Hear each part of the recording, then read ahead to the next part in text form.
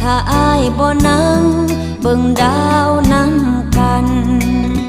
บ่มีก็ได้ปากซอยตรงนั้นหากอ้ายลืมวันเคยเที่ยวร่วมทางมีไว้เฮ็ดหยังถนนหากอ้ายบ่สนมาเดินเคียงข้าง